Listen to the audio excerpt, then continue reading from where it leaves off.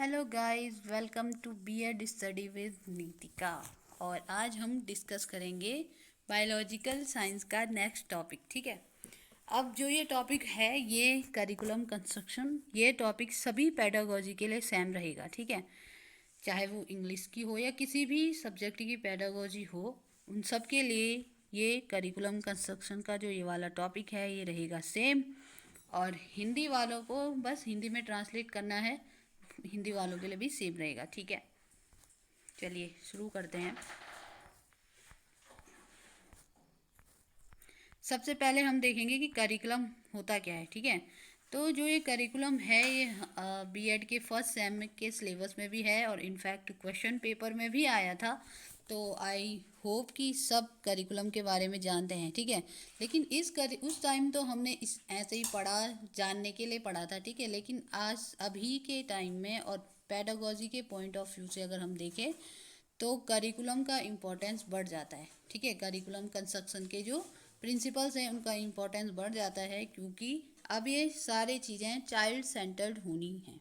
ठीक है, इसके जो भी प्रिंसिपल्स होंगे वो क्या होंगे, चाइल्ड सेंटर होंगे। और एक टीचर को अपनी टीचिंग में चाहिए कि वो बच्चों की तरफ अपना ध्यान केंद्रित रखे। ठीक है, उनकी एबिलिटीज़ को, उनकी समझने की क्षमता को, उनके एज ग्रुप को, मेंटल एज को, हर एक चीज़ को ध्यान में रखे। ठीक है, तो हम देखेंगे मीनिंग ऑफ करिकुलम। ठीक है, तो करिकुलम लैटिन वर्ड करे और से मिलकर के बना है। ठीक है, तो इसका मतलब होता है टू रन। ठीक है, तो एटिमोलॉजिकली अगर हम देखें तो करिकुलम का मतलब एक कैरियर कोर्स होता है, एक काइंड ऑफ रूट और path over which the learner travel. ठीक है, तो इसका मतलब होता है एक रास्ता जिस पर लर्नर चलता है। करिकुलम का सिंपल मतलब ये है कि हम क्या करते हैं, किसी भी बच्चे को, ठीक है, उसकी एज ग्रुप या उसकी क्लास लेवल के हिसाब से एक करिकुलम उसके लिए बनाते हैं, जिसके अंदर उसकी एकेडमिक एक्टिविटीज़ तो शामिल होती ही हैं, साथ में उसकी को करिकुलर एक्टिविटीज़ भी शामिल होते हैं। ठीक है,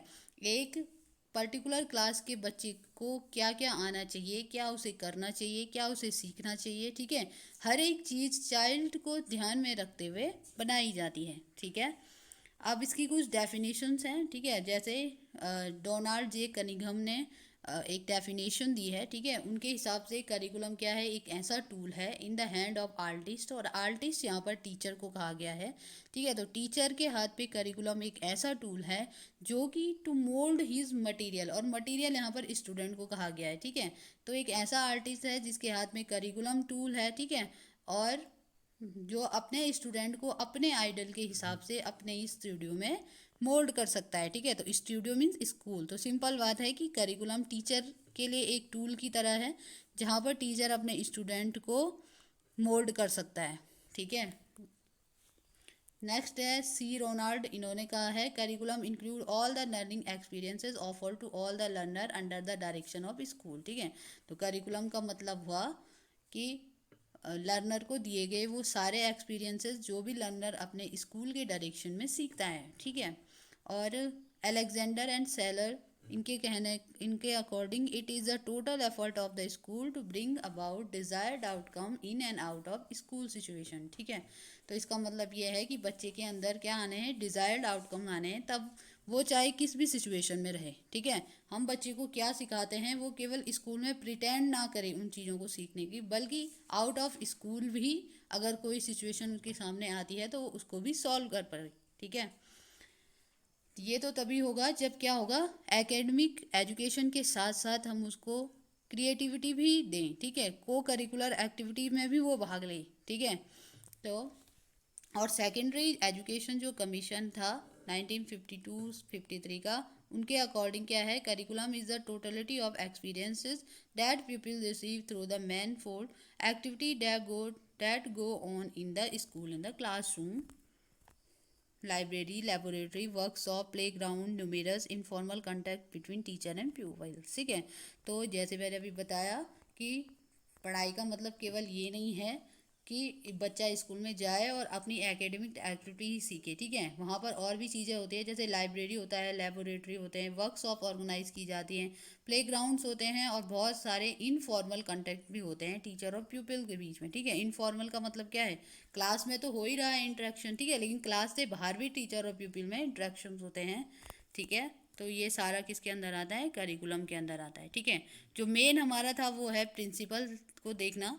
ठीक है, कि करिकुलम कंस्ट्रक्शन, अगर हम कोई करिकुलम बना रहे हैं तो हम कौन कौन से प्रिंसिपल को ध्यान में रखें। ठीक है, पहला है प्रिंसिपल ऑफ नीड। ठीक है, तो करिकुलम हमें बच्चों की जो भी नीड्स होती हैं उनको फुलफिल करने में हेल्प करता है, तो इसलिए हमें ये ध्यान में रखना है कि हमारे लर्नर को किस चीज़ की ज़रूरत है। ठीक है, चाहे वो कोई भी ज़रूरत हो, फिजिकल, इमोशनल, सोशल डेवलपमेंट, इन तीनों चीज़ों को ध्यान में रखते हुए हमें उसकी नीड्स को भी ध्यान में रखना है और फिर हम करिकुलम कंस्ट्रक्ट करेंगे। ठीक है, ये केवल एकेडमिक नहीं होनी चाहिए बल्कि ऑल राउंड एक्टिविटीज़ पर बेस्ड होना चाहिए। ठीक है, principle of utility, curriculum should provide rich experience both academic and social to the student. ठीक है, तो करिकुलम जो है वो अपने बच्चों को, यानी कि जो भी जिसके लिए भी वो बनाया गया है, ठीक है, उनके लिए एकेडमिक और सोशल दोनों तरह के एक्सपीरियंसेस प्रदान करे। ठीक है, the content, activity and experience of the curriculum at a particular stage और grade are useful to learner for the further और हायर स्टडीज। ठीक है, और करिकुलम ऑफ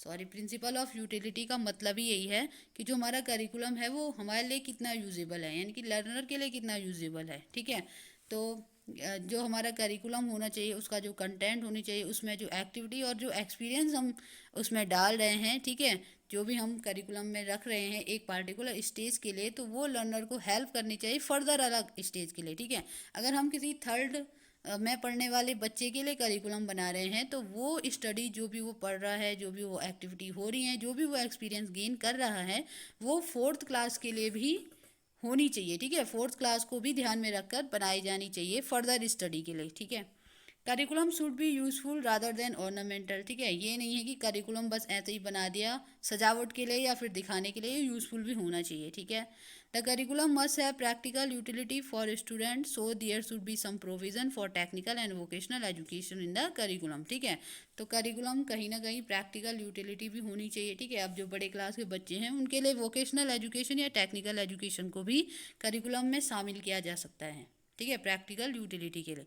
नेक्स्ट है प्रिंसिपल ऑफ क्रिएटिविटी। ठीक है, करिकुलम ऐसा होना चाहिए कि बच्चों के अंदर क्रिएटिविटी को डेवलप कर पाए। ठीक है, ऐसे ही हम क्रिएटिव टाइप ऑफ एक्टिविटीज़ को उसमें शामिल कर सकते हैं। ठीक है, expert can develop curriculum of biological science that are specifically suited to the issues people are dealing with और the subtle dynamic of the particular group. ठीक है, अब यहाँ पर बायोलॉजिकल साइंस की बात आ रही है या कोई भी सब्जेक्ट हो, ठीक है, तो एक्सपर्ट को ऐसा बनाना चाहिए कि जो भी पीपल्स को उसके अंदर इशू आए, ठीक है, या उससे रिलेटेड कोई भी इशू आए तो बच्चा सॉल्व कर पाए। ठीक है, there should be provision in the curriculum to develop the creative power of the child so that he become a contributory member of our society. ठीक है, तो वो करिकुलम में ये प्रोविज़न होने चाहिए कि बच्चे के अंदर क्रिएटिव पावर आए। ठीक है, ताकि वो हमारी सोसाइटी के लिए कंट्रीब्यूटरी मेंबर बन सके। ठीक है, मात्र एक एकेडमिक वे से अच्छा व्यक्ति नहीं बल्कि ऑल राउंड डेवलप हो और क्रिएटिव पावर भी उसके अंदर आए, कुछ क्रिएटिविटी भी उसके अंदर आए। ठीक है, principle of integration, it should integrate the child activity and his need on the one hand the need of the 21st century democracy on the other. ठीक है, तो इसके अंदर क्या होनी चाहिए, इंटीग्रेशन होनी चाहिए। ठीक है, अब ठीक है कि हम बच्चे की नीड और एक्टिविटी को ध्यान में तो रख रहे हैं, लेकिन दूसरी साइड हमें क्या करना है, अभी जो सेंचुरी चल रही है 21st सेंचुरी, यहाँ पर क्या हो रहा है, ठीक है, टेक्नोलॉजी इतनी ज़्यादा इवॉल्व हो रही है, तो इन सारी बातों को भी हमें इंटीग्रेट करते हुए चलना है। ठीक है, चाइल्ड की एक्टिविटी और उसकी नीड को तो ध्यान में रखना ही है, साथ साथ में जो भी वर्ल्ड में चल रहा है, ठीक है, जो अभी चल रहा है उन सब चीज़ों की नीड के हिसाब से भी हमें अपने करिकुलम को डिज़ाइन करना है। ठीक है, ये हमारे सोशल इन्वायरमेंट से या स्टूडेंट के सोशल इन्वायरमेंट से रिलेटेड होना चाहिए। ठीक है, अब ये नहीं है कि हम ये सोचेंगे कि थर्ड क्लास का बच्चा है, अरे ये कितना सीखेगा। ठीक है, नहीं, हमें उसके इधर उधर के इन्वायरमेंट के बारे में भी ध्यान रखना है, केवल बच्चे की नीड को ही नहीं बल्कि दोनों को ही इंटीग्रेट करते हुए चलना है। ठीक है, प्रिंसिपल ऑफ चाइल्ड सेंटरनेस, और ये सबसे इम्पोर्टेंट है टीचिंग के लिए या पेडागोजी के लिए भी। ठीक है, इससे क्वेश्चन भी बनते हैं कि चाइल्ड सेंटरनेस का प्रिंसिपल क्या है। अब करिकुलम हम बना रहे हैं तो सिंपल सी बात है कि बच्चे की particular age group, mental as और इन सारी चीज़ों को ध्यान में रखते हुए हम बनाएं, ठीक है। करिकुलम ऐसा नहीं होना चाहिए कि किसी एक पर्टिकुलर बच्चे के इंटरेस्ट के हिसाब से ही हो रहा है, ठीक है। हम किसी पर्टिकुलर बच्चे के इंटरेस्ट को ही ध्यान में रख रहे हैं, उसकी मेंटल एज को ही ध्यान में रख रहे हैं। हमें सभी बच्चों की नीड्स, एबिलिटी और कैपेसिटी, इंटरेस्ट, इन सारी चीज़ों को ध्यान में रखते हुए अपना करिकुलम बनाना है, ठीक है। और करिकुलम बच्चे के ही ऑलराउंड डेवलपमेंट के लिए होना चाहिए, ठीक है। उसके अंदर फिजिकल, सोशल, इमोशनल, इंटेलेक्चुअल और मॉरल सभी प्रकार के एस्पेक्ट शामिल हैं, ठीक है। नेक्स्ट है प्रिंसिपल ऑफ एक्टिविटी सेंटर्डनेस, ठीक है। अब हम केवल बच्चों को रोट लर्निंग की तरह पढ़ा ही नहीं सकते हैं, ठीक है। हमें उन्हें क्या कराना है, एक्टिविटी भी करानी है, ठीक है। जैसे लेबोरेटरी वर्क करा दो या अदर फील्ड एक्सपीरियंसेस उन्हें दे दो, ठीक है। अब हम गेम की ही बात करते हैं, तो अगर हम गेम के बारे में केवल नॉलेज ही दे रहे हैं कि क्रिकेट ऐसे खेला जाता है, क्रिकेट के ये टर्म्स हैं, ये अगर हम उन्हें एक्टिविटी नहीं करा रहे हैं तो बच्चा कभी नहीं सीख पाएगा, ठीक है। तो हमें उन्हें फील्ड एक्सपीरियंस भी करवाना होता है। या फिर हम साइंस के कोई एक्सपेरिमेंट करवा रहे हैं और मुंह से बोल रहे हैं कि ये रिएक्शन होती है, ये इवॉल्व होता है, उन्होंने कभी देखा ही नहीं है, ठीक है। तो उसमें वो सीख नहीं पाएंगे, ठीक है। और दूसरी बात ये कि जब हम बच्चे को एक्टिविटी कराते हैं तो वो अच्छे ढंग से याद रख पाते हैं चीज़ों को, ठीक है।